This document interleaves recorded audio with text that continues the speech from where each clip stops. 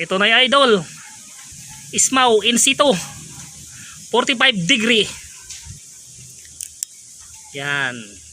Ang kakanain nila kay kaliwat kanan. Kaliwat kanan na butas.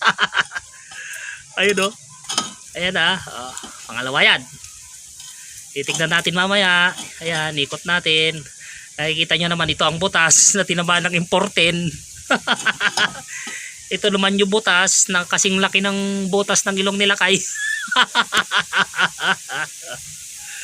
Ano? Ismaw tayo daw. Ismaw. Ismaw in situ. Kung makapasa ba sila kay. Tingnan natin. Abangan.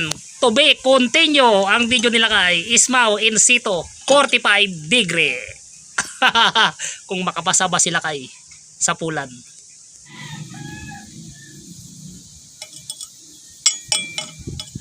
Ito lang ang tumama.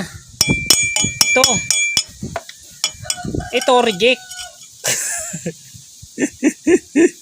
Parang kinaray kayo nagtae ng manok mga idol. Saan ba? Saan ba? Oh, perfect.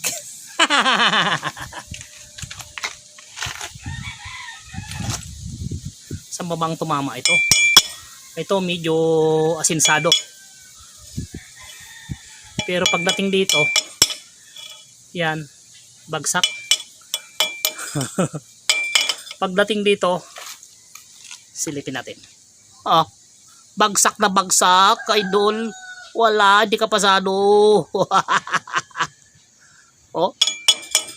Wala. Ulit.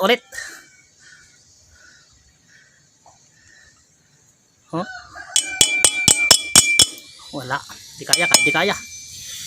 45 degree, hindi kaya nila kay.